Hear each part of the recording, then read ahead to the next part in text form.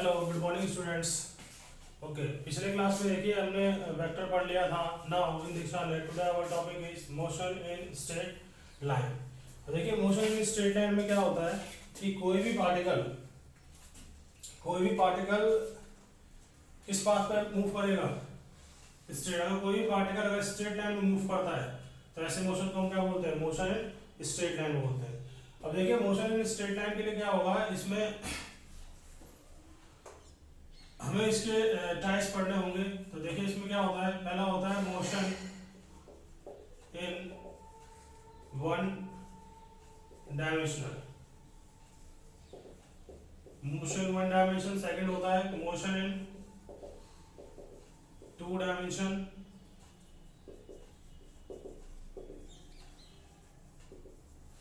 And third होता है motion इन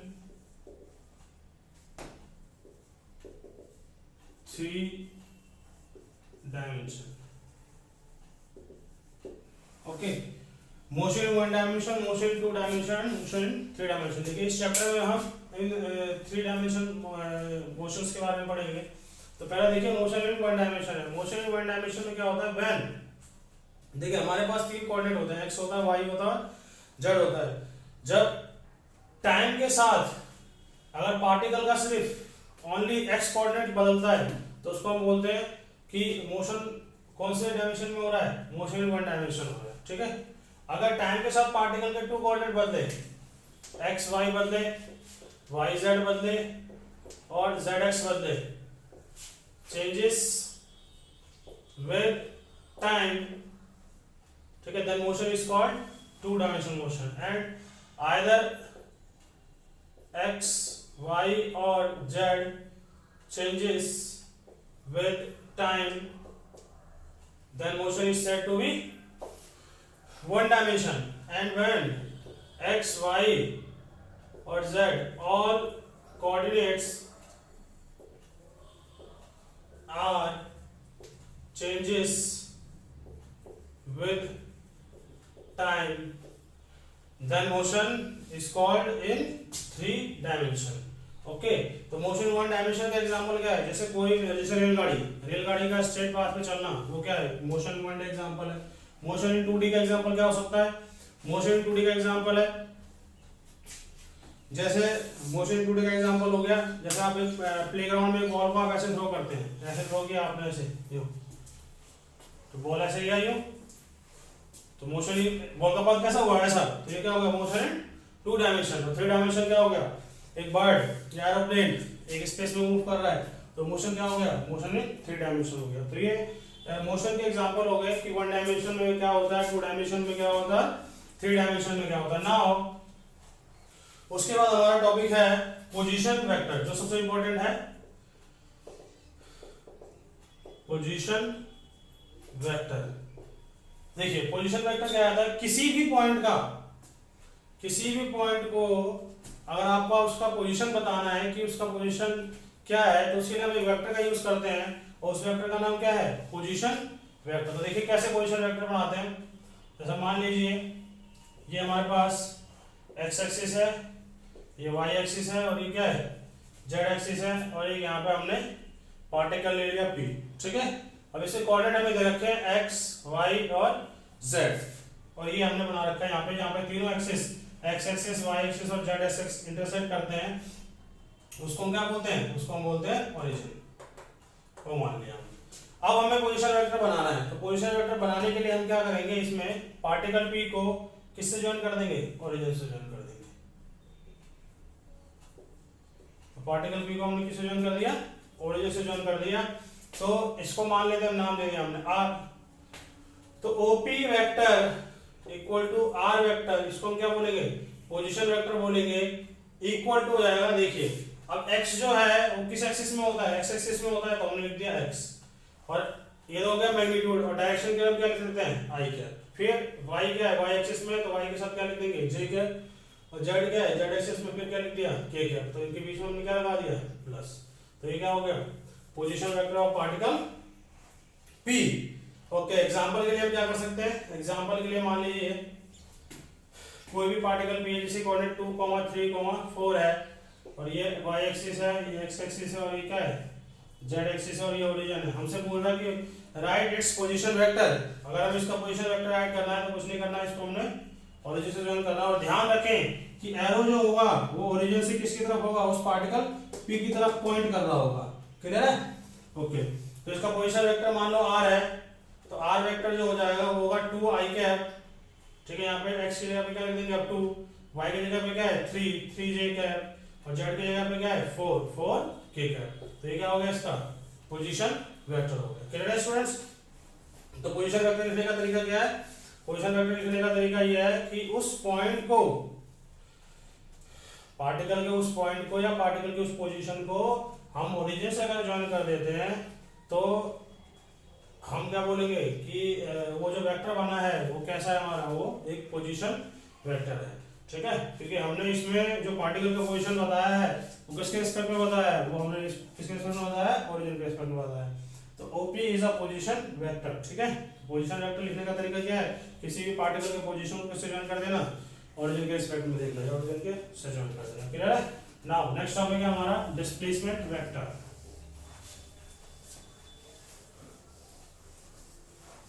अब देखिए टाइम के साथ साथ क्या बदलेगा, टाइम के साथ साथ पार्टिकल का पोजीशन बदलेगा। तो उसी से हम डिफाइन कर देंगे किसको, डिस्प्लेसमेंट वेक्टर को। तो देखिए डिस्प्लेसमेंट वेक्टर क्या होता है, क्या डिस्प्लेसमेंट ही समझ लेते हैं। डिस्प्लेसमेंट का सबसे पहला डेफिनेशन है, it is the shortest path between initial and final position or difference between final position and initial position। ठीक है, तो फाइनल पोजीशन और इनिशियल पोजीशन का डिफरेंस क्या कहलाता है, डिस्प्लेसमेंट कहलाता है। ठीक है, और डिस्प्लेसमेंट का definition the shortest path between initial and final position. तो इनिशियल पोजीशन और फाइनल पोजीशन के बीच का जो शॉर्टेस्ट पाथ होता है उसको हम क्या बोलते हैं, डिस्प्लेसमेंट बोलते हैं। क्लियर है? ओके, तो देखिए कैसे हम बनाएंगे इसको। तो सबसे पहले हमने एक्सिस बना दिया, ये एक्स एक्सिस है, ये वाई एक्सिस है, और ये क्या है, जेड एक्सिस है। यहाँ पे हमने एक पॉइंट बनाया P, इसके कोऑर्डिनेट हमने लिख लिए x1, y1, z1। देख किसी t=0 पार्टिकल का पोजीशन क्या था, P था, तो हमने इसको ओरिजिन से ज्वाइन कर दिया और इसको पोजीशन क्या कर लिया, r इनिशियल मान लिया, क्योंकि ये इनिशियल हमने माना। और किसी टाइम t के बाद ये पार्टिकल कहाँ पहुंच गया, ये पार्टिकल पहुंच गया Q पे, जिसके कोऑर्डिनेट क्या हो गए x2, y2, z2। इसको हमने ज्वाइन कर दिया ओरिजिन से, तो ये क्या हो गया, फाइनल पोजीशन वेक्टर हो गया। अब डिस्प्लेसमेंट वेक्टर क्या होता है, जब हम क्या करेंगे, इनिशियल को फाइनल से ज्वाइन कर देंगे और वेक्टर किसकी तरफ रहेगा, फाइनल की तरफ रहेगा। तो ये जो वेक्टर बना है इसको हम क्या बोलेंगे, डिस्प्लेसमेंट वेक्टर बोलेंगे। और डेफिनेशन से डिस्प्लेसमेंट वेक्टर डी वो क्या है, फाइनल पोजीशन में से इनिशियल पोजीशन को हमने क्या कर दिया, सबट्रैक्ट कर दिया। अब देखिए फाइनल पोजीशन हम लिख सकते हैं, अलग से लिख लेते हैं। देखिए आर फाइनल क्या होगा, आर फाइनल होगा देखिए x2 i cap plus y2 j cap plus z2 k cap, और r इनिशियल वेक्टर क्या होगा, x1 i cap plus y1 j cap plus z1 k cap. तो डिस्प्लेसमेंट वेक्टर क्या होगा, डिस्प्लेसमेंट वेक्टर होगा x2 i cap plus y2 j cap plus z2 k cap minus x1 i cap plus y1 j cap plus z1 k cap. तो देखिए displacement vector लिखेंगे हम, देखो इसको i को एक साथ ले लो, x2 minus x1 i cap plus y2 minus y1 j cap plus z2 minus z1 k cap. तो क्या हो गया स्टूडेंट्स, ये हमारा हो गया डिस्प्लेसमेंट वेक्टर। देखिए हमने फाइनल कोऑर्डिनेट में से किसको घटा दिया, इनिशियल कोऑर्डिनेट को घटा दिया, ठीक है, और बाकी सबको जोड़ दिया आपस में। तो डिस्प्लेसमेंट वेक्टर समझ में आ गया। तो displacement vector is the difference between initial and final position. ठीक है, तो फाइनल पोजीशन में से इनिशियल पोजीशन को हम घटाएंगे तो हमें क्या मिल जाएगा स्टूडेंट, डिस्प्लेसमेंट वेक्टर मिल जाएगा। तो देखिए इस पे एक एग्जांपल देख लेते हैं, बहुत आसान है डिस्प्लेसमेंट वेक्टर। देखिए इसकी डायरेक्शन की हम बात कर लेते हैं। The direction of displacement vector is from initial position to final position. तो डायरेक्शन ऑफ डिस्प्लेसमेंट वेक्टर क्या होता है? Initial position to final position. तो इनिशियल पोजीशन से फाइनल पोजीशन की तरफ हमने ये वेक्टर बनाया है, ये क्या हो जाएगा? डिस्प्लेसमेंट का डायरेक्शन हो जाएगा। तो displacement vector is a vector quantity.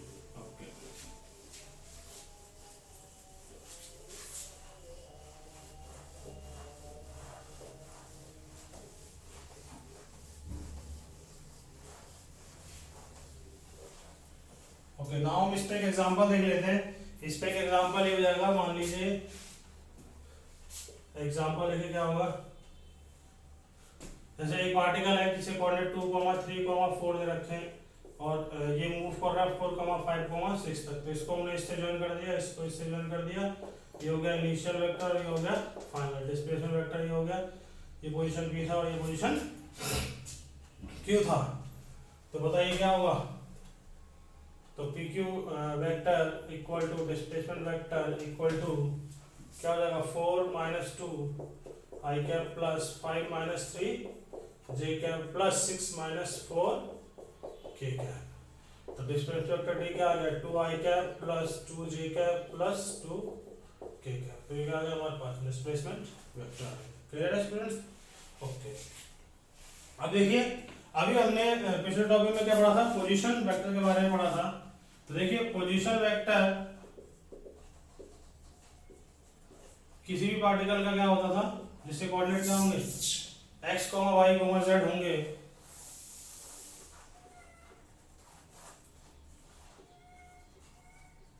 x, y, z है और जैसे ज्वाइन कर दिया तो r वेक्टर जो है वो x का plus y j plus z k cap होगा। अब हमें इसका मैग्नीट्यूड लिखना है। Now magnitude of position vector. अगर मैग्नीट्यूड लिखना है तो देखिए, मैग्नीट्यूड में हम क्या करते हैं? देखिए, x, y और z तीनों आपस में क्या है? परपेंडिकुलर। हमें पता है कि दो वेक्टर जब आपस में परपेंडिकुलर होते हैं उनके रिजल्टेंट का मैग्नीट्यूड क्या हुआ करता था? a² plus b²। अब तीन वेक्टर हैं x, y और z, तो इसमें क्या कर देंगे? x² plus y² plus z²। ठीक है। अब इसी तरह का डिस्प्लेसमेंट वेक्टर का हमें अगर मैग्नीट्यूड निकालना होगा, ठीक है, तो डिस्प्लेसमेंट वेक्टर के मैग्नीट्यूड के लिए देखिए, I J और के आपस में क्या है? परपेंडिकुलर है, तो हम क्या कर देंगे? 2² प्लस 2² प्लस 2² इसका under root.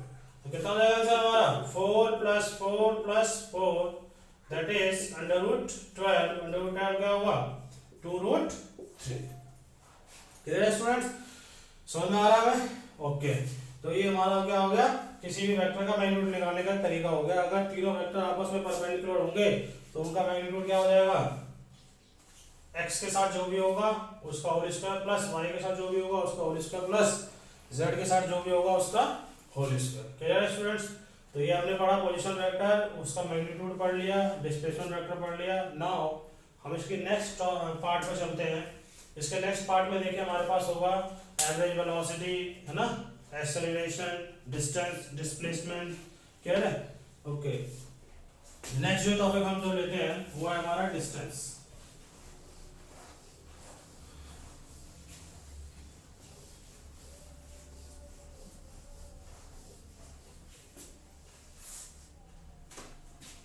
Okay, now our next topic is distance.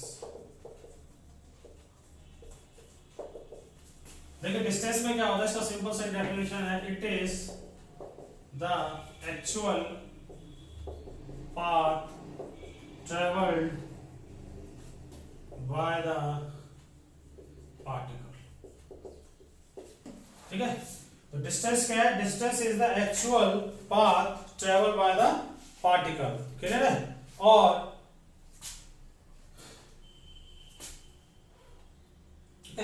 अब इसमें जो इसका टाइप क्या होगा? ये स्केलर होगा या वेक्टर होगा? तो सबसे पहले हम लिख लेते हैं, it is a scalar quantity. देखिए कैसे स्केलर क्वांटिटी होता है। जैसे हम क्या हुआ, हम डिस्टेंस, जैसे हम मान लो यहाँ से घर गए, मान लो हमारा घर कितने किलोमीटर है, 10 किलोमीटर है, ठीक है ना। इंस्टीट्यूट से हम अपने कहाँ गए, घर गए, तो कितना किलोमीटर है, 10 किलोमीटर। और इंस्टीट्यूट से फिर घर से इंस्टीट्यूट से फिर हम कहाँ गए, घर से कहाँ गए, इंस्टीट्यूट आ गए। मतलब अगर हम जहाँ से गए वहीं पे वापस आ गए, ठीक है। 10 किलोमीटर हम अपने सोर्स से किधर चले, डेस्टिनेशन की तरफ, और डेस्टिनेशन से फिर कहाँ पहुँच गए हम, 10 किलोमीटर ट्रैवल कर गए सोर्स पे। तो टोटल डिस्टेंस हमने कितना कवर कर लिया, 20 किलोमीटर ट्रैवल कर लिया। अब हमने 20 किलोमीटर डिस्टेंस ट्रैवल किया, डिस्प्लेसमेंट क्या होगा हमारा, 0। क्योंकि जहाँ से हम स्टार्ट करते हैं वहीं पहुँच जाते हैं, तो डिस्प्लेसमेंट हमारा कितना हो जाता है स्टूडेंट्स, वो हो जाता है 0, ठीक है। बट डिस्टेंस 0 नहीं होता है, ठीक है। कैसे देखेंगे इसमें, देखिए मान लीजिए ए पॉइंट है और ये क्या है, बी पॉइंट है, ठीक है। अब ए से बी तक मान लो हम इस स्ट्रेट रास्ते से गए, सीधा सीधा, लेट्स हमने डिस्टेंस ट्रैवल कर लिया 100 मीटर। ए से बी हम इस रास्ते से गए, ऐसे ऐसे करते हुए, जिगजैग पाथ फॉलो करते हुए। मान लो इसमें हमने कवर कर लिया 200 मीटर। एक रास्ता हमने ये लिया, जिसमें हमने लिया 150 मीटर। तो देखिए ए से बी तक जाने के 3 रास्ते हमने बनाए हैं, फर्स्ट, सेकंड और थर्ड, ठीक है। पाथ 1 के लिए देखिए, अगर हम डिस्टेंस की बात करें तो डिस्टेंस कितना है हमारे पास, 200 मीटर। क्योंकि हम बिल्कुल जिस रास्ते से गए, जितना हमने पाथ ट्रैवल किया होगा हमें वो लिखना होगा, कितना लिख दिया हमने, 200 मीटर पाथ। अब पाथ 1 में अगर हम डिस्प्लेसमेंट की बात करें तो डिस्प्लेसमेंट में देखिए इनिशियल तो ये है हमारा, और ये क्या है हमारा, ये हमारा फाइनल पोजीशन है। This is initial position and this is final position. देखिए इनिशियल से फाइनल पोजीशन के लिए सबसे छोटा पाथ है वो इन तीनों में से कौन सा है, 100 मीटर वाला है। तो इस वाले केस में डिस्प्लेसमेंट कितना हो जाएगा, 100 मीटर वाला है ना। पाथ सेकंड की हम बात करें तो पाथ सेकंड में देखिए डिस्टेंस कितना हो जाएगा, 100 मीटर है, इसी रास्ते से हम चले। डिस्प्लेसमेंट भी कितना होगा इस वाले केस में, डिस्प्लेसमेंट भी इस वाले केस में कितना होगा, 100 मीटर, क्योंकि यही सबसे शॉर्टेस्ट पाथ है ए से बी के लिए, ओके। नाउ पाथ 3 में देखिए डिस्टेंस कितना ट्रेवल किया है इसने, डिस्टेंस ट्रेवल किया है 150, क्योंकि वो इस रास्ते पे गया है चल के ऐसे। बट पाथ 3 भी हम कहां से कहां जा रहे हैं, ए से बी तो ही जा रहे हैं, बट ए से बी में शॉर्टेस्ट पाथ कितना है, 100 मीटर। तो डिस्प्लेसमेंट इसमें कितना रहेगा, 100 मीटर। तो चाहे हम पहले रास्ते से जाएं, चाहे हम दूसरे रास्ते से जाएं, हम तीसरे रास्ते से जाएं, तीनों ही केस में जो शॉर्टेस्ट लेंथ है वो कितना है, 100 मीटर। जैसे तीनों रास्ते के डिस्प्लेसमेंट का वैल्यू क्या हो जाएगा, सेम होगा, 100 मीटर। बट पाथ 1, पार्ट 2 और पार्ट 3 में डिस्टेंस का वैल्यू क्या हो जाएगा, अलग अलग हो जाएगा। क्लियर है स्टूडेंट्स। तो displacement is the shortest path between initial and final position, और distance is the actual path by which the particle takes from A to B। A से B तक जाने के लिए पार्टिकल ने जो सा रास्ता चूज किया है उसमें उसने जितना चला होगा वो उसका क्या कहलाता है, वो उसका डिस्टेंस कहलाता है। तो A से B तक तीनों पाथ का डिस्टेंस क्या है, अलग है, बट तीनों पाथ के लिए जो शॉर्टेस्ट है वो कितना है, 100 मीटर है। तीनों पाथ में डिस्प्लेसमेंट सेम है और डिस्टेंस क्या है, अलग अलग। तो इस एग्जांपल से हमने देखो एक पॉइंट सीखा है डिस्टेंस और डिस्प्लेसमेंट के बारे में, कि पॉइंट नंबर देखिए 1 क्या है, कि distance is always greater than equal to displacement. Distance जो है वो डिस्प्लेसमेंट से क्या है, या तो बड़ा है या क्या है, उसके बराबर है। देखिए पाथ सेकंड में डिस्टेंस किसके बराबर था, डिस्प्लेसमेंट के बराबर। बाकी पाथ 1 और 2 की हम बात करें तो डिस्टेंस किससे बड़ा है, डिस्प्लेसमेंट। तो ये स्टेटमेंट हमेशा सही होगा कि distance is always greater than और equal to displacement. Clear, okay. Second point हमने ये देखा है, देखिए इसको एग्जांपल से हम समझते हैं, एक इंपॉर्टेंट एग्जांपल ले लेते हैं।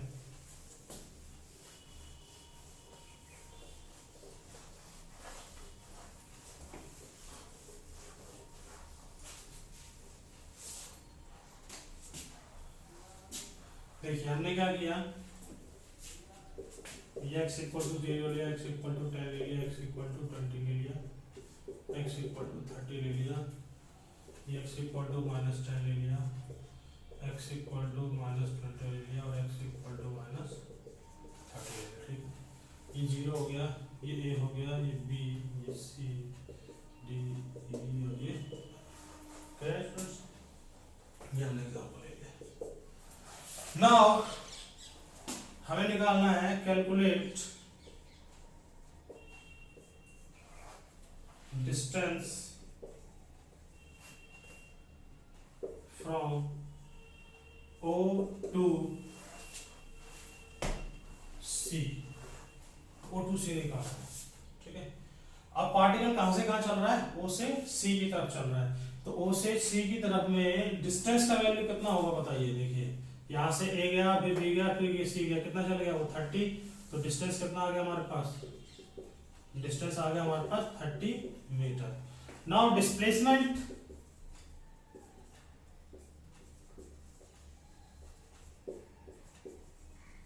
O to C कितना हो गया, देखिए यही सब शॉर्टेस्ट पाथ होगा O से C तक का, तो डिस्प्लेसमेंट भी कितना हो जाएगा, हो जाएगा 30 metre.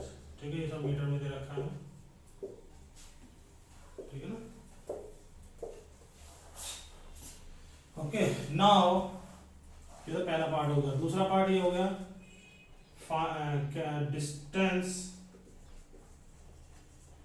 From O to E by the path O A B C,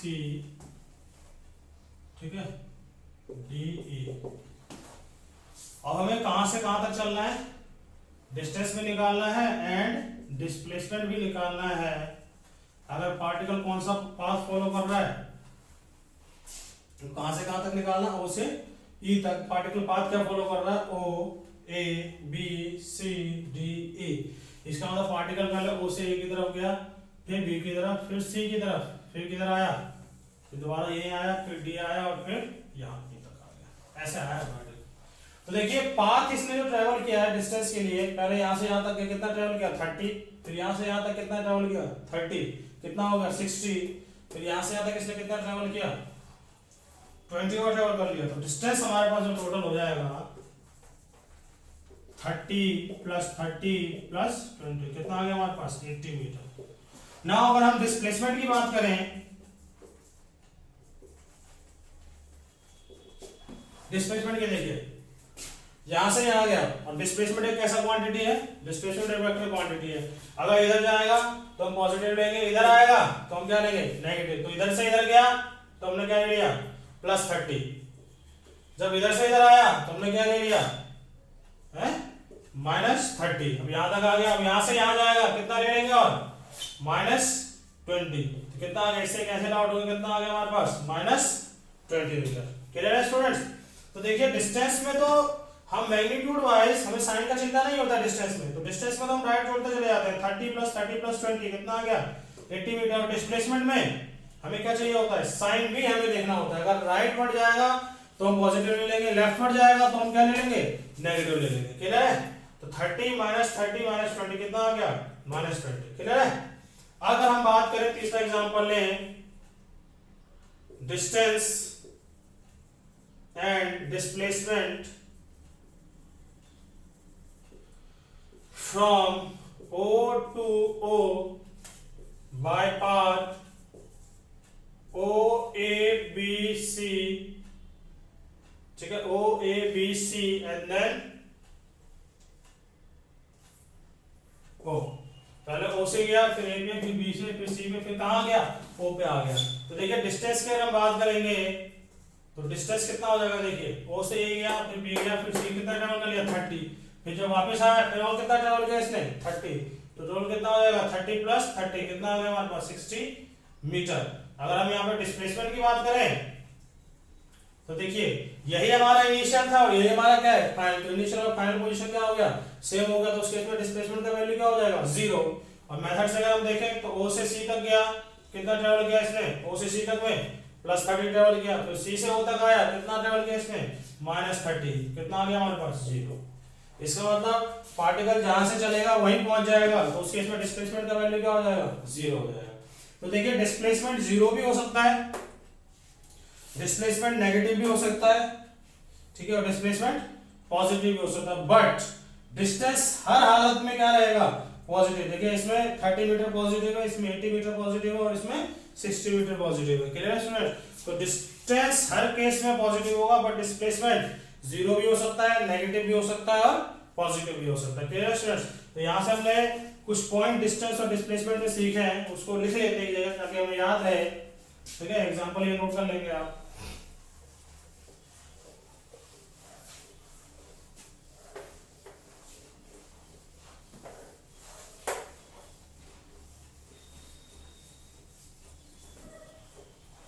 देखिए पहला जो हमने पॉइंट इसमें सीखा है कि distance is always greater then displacement.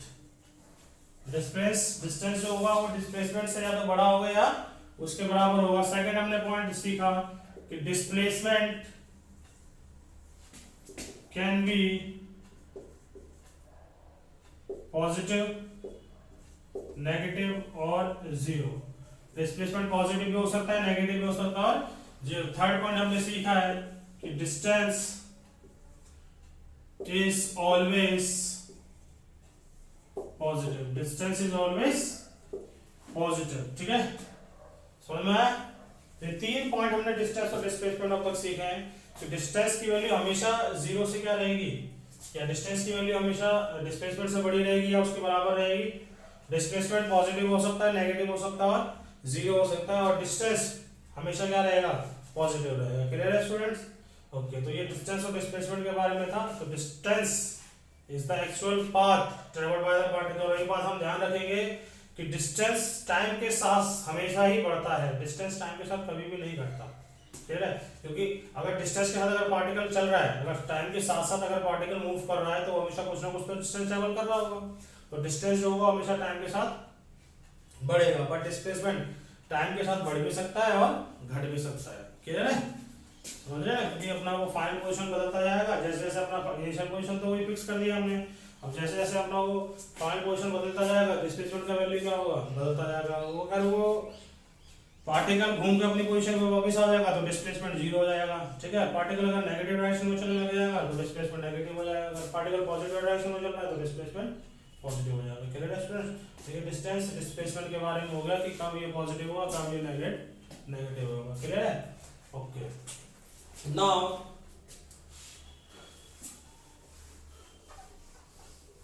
जो हमारा नेक्स्ट टॉपिक है वो हमारे पास है। देखिए अब हम वेलोसिटी की तरफ चलते हैं। देखिए अब हम इसमें पढ़ेंगे वेलोसिटी, नाउ पढ़ेंगे इसमें एक्सेलरेशन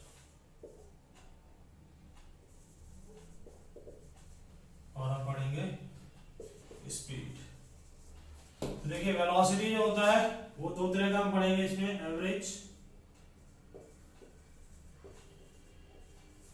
ठीक है, वेलोसिटी एवरेज वेलोसिटी भी होता है, और दूसरा हम क्या पढ़ेंगे, इंस्टेंटेनियस वेलोसिटी।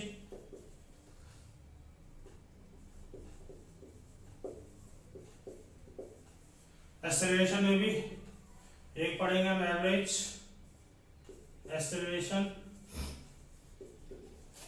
और एक हम क्या पढ़ेंगे, इंस्टेंटेनियस एक्सेलरेशन।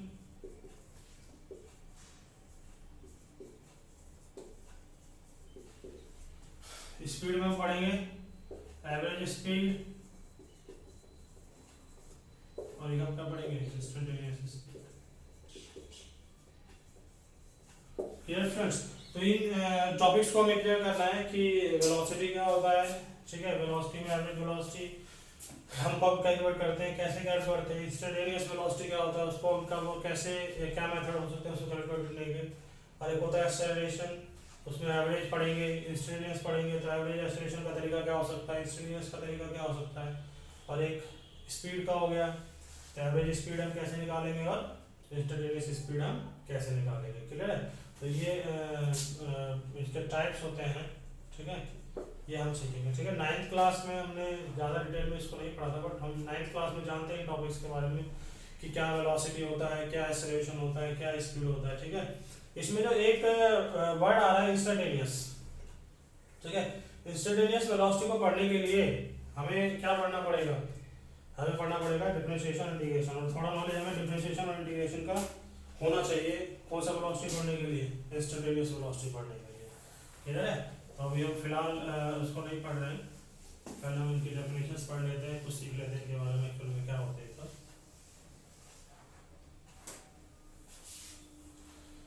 ओके, नाउ है हमारा इसमें एवरेज, सॉरी सबसे पहले हम पढ़ लेते हैं वेलोसिटी। तो वेलोसिटी का जो सिंपल डेफिनेशन है, it is defined as the ratio of displacement to the time taken, ठीक है। क्लियर है स्टूडेंट्स? तो डिस्प्लेसमेंट का टाइम के साथ रेशियो क्या कहलाता है, वो कहलाता है वेलोसिटी कहलाता है। तो वेलोसिटी का फॉर्मूला हमारे पास आ गया, डिस्प्लेसमेंट अपॉन टाइम। वेलोसिटी का फॉर्मूला आ गया हमारे पास डिस्प्लेसमेंट अपॉन टाइम, क्लियर है। अब इससे हम देखिए, हम पढ़ते हैं एवरेज वेलोसिटी। देखिए एवरेज वेलोसिटी क्या होता है, ये होता है हमारे पास टोटल डिस्प्लेसमेंट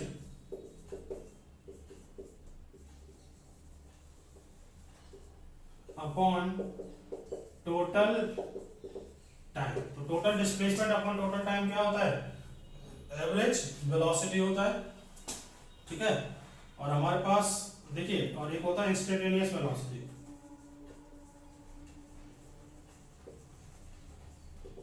इंस्टेंटेनियस वेलोसिटी होता है, देखिए अब मान लीजिए टोटल डिस्प्लेसमेंट के लिए हमने ले लिया डेल्टा एक्स। डेल्टा एक्स मतलब होता है, और वेक्टर ले लिया, डेल्टा एक्स का मतलब हो जाएगा x final minus x initial, और टाइम के लिए डेल्टा टी ले लिया, डेल्टा टी के लिए हम क्या लिख लेंगे, टी फाइनल माइनस, क्लियर है। इसमें देखिए टाइम स्पेन होता है, दो टाइम होते हैं इसमें। एवरेज हमेशा टाइम इंटरवल की हम बात करते हैं एवरेज में। इंस्टेंटेनियस में हम क्या करते हैं, इंस्टेंटेनियस के लिए हमने क्या कर लिया, फॉर्मूला तो यही होगा, delta X upon delta T, ठीक है। अब अगर हमने इसमें limit delta T tends to 0 ले लिया, मतलब टाइम का वैल्यू हमने बहुत कम लिया है, तो उस केस में ये डेल्टा जो सिंबल है वो किस में बदल जाया करते हैं, स्मॉल डी में बदल जाया करते हैं, स्मॉल चेंज में। तो ये फॉर्मूला किसका आ जाता है हमारे पास, इंस्टेंटेनियस वेलोसिटी। इंस्टेंटेनियस वेलोसिटी का मतलब होता है कि velocity at particular time. Instantaneous velocity का मतलब होता है वेलोसिटी एट पर्टिकुलर टाइम, और एवरेज वेलोसिटी का मतलब होता है वेलोसिटी बिटवीन टाइम इंटरवल। जैसे हमसे पूछेगा calculate the velocity, average velocity when the particle at t equal to 1 second its position is let's say 2 meter and t equal to 4 second its position is let's say 5 meter। तो आप average velocity बताइए, तो उस case में देखिए time interval आ गया 1 second and 4 seconds. और इंस्टेंटेनियस वेलोसिटी में बोलेगा कि calculate instantaneous velocity t equal to 5 seconds, ठीक है, 4 सेकंड या फिर t इक्वल टू 3 सेकंड। तो एक पर्टिकुलर टाइम पे अगर जो हम वेलोसिटी निकालते हैं वो हम क्या उसको हम क्या बोलते हैं, इंस्टेंटेनियस वेलोसिटी। और जब हम हमारे पास एक इंटरवल होता है टाइम का, तो वहां जो हम वेलोसिटी निकालते हैं उसको हम क्या बोलते हैं, इस एवरेज वेलोसिटी बोलते हैं। अब डायरेक्शन की हम बात कर लेते हैं। देखिए एवरेज वेलोसिटी का डायरेक्शन क्या होता है, जो डिस्प्लेसमेंट का डायरेक्शन होता है। तो लिख लेंगे इसमें इंपॉर्टेंट पॉइंट में, the direction of average velocity is in the direction of displacement. ठीक है, जो डिस्प्लेसमेंट का डायरेक्शन होगा वही किसका डायरेक्शन होगा, एवरेज वेलोसिटी का। और इंस्टेंटेनियस वेलोसिटी में हम डायरेक्शन की कैसे बात करेंगे, तो लिख लेंगे, देखिए जैसे मान लीजिए, मान लो ये कर्व दे रखा है हमें, अब इस पॉइंट पे हमें इंस्टेंटेनियस वेलोसिटी चाहिए, इस पॉइंट बी पे, तो हम क्या करेंगे, इस पॉइंट पे टेंजेंट ड्रॉ कर देंगे ऐसे। तो इस पॉइंट पे टेंजेंट का डायरेक्शन किधर जा रहा है, इधर जा रहा है ऐसे। तो इस पॉइंट पे जो इंस्टेंटेनियस वेलोसिटी का डायरेक्शन होगा वो क्या होगा, टेंजेंट ड्रॉन करके हम पता करेंगे पर्टिकुलर पॉइंट पे, ठीक है। और मान लीजिए पार्टिकल पी से कहां जा रहा था, क्यू तक गया था, तो डिस्प्लेसमेंट क्या होगा, पी से क्यू, तो पी से क्यू हम ज्वाइन कर देंगे। तो ये डायरेक्शन किसका हो गया, एवरेज वेलोसिटी का, और ये डायरेक्शन क्या हो गया, इंस्टेंटेनियस वेलोसिटी का, क्लियर है। तो इंस्टेंटेनियस वेलोसिटी की डायरेक्शन के लिए हम क्या करेंगे, किसी पर्टिकुलर पॉइंट पे क्या ड्रॉन कर देंगे, टेंजेंट ड्रॉन कर देंगे। और एवरेज वेलोसिटी की डायरेक्शन के लिए हम क्या करेंगे, इनिशियल पॉइंट ये है, फाइनल पॉइंट ये है, वहां से एक वेक्टर जो हम ड्रॉ करेंगे तो हमारा डायरेक्शन आएगा किसका, डिस्प्लेसमेंट का, और वही डायरेक्शन किसका होगा, एवरेज वेलोसिटी का होगा। समझ में आ रही बात। तो इंस्टेंटेनियस वेलोसिटी के लिए क्या करेंगे, tangent drawn at that instant on the curve. तो जिस कर्व पे पार्टिकल चल रहा है और जिस पर्टिकुलर पॉइंट पे हमसे क्या पूछ रहा है, इंस्टेंटेनियस वेलोसिटी पूछ रहा है, तो उस पर्टिकुलर पॉइंट पे हम क्या कर देंगे, एक टेंजेंट ड्रॉ कर देंगे। क्लियर है, समझ में आ रहा है स्टूडेंट्स। तो ये हो गया हमारे पास एवरेज वेलोसिटी, और ये क्या हो गया हमारे पास, इंस्टेंटेनियस वेलोसिटी। क्लियर है।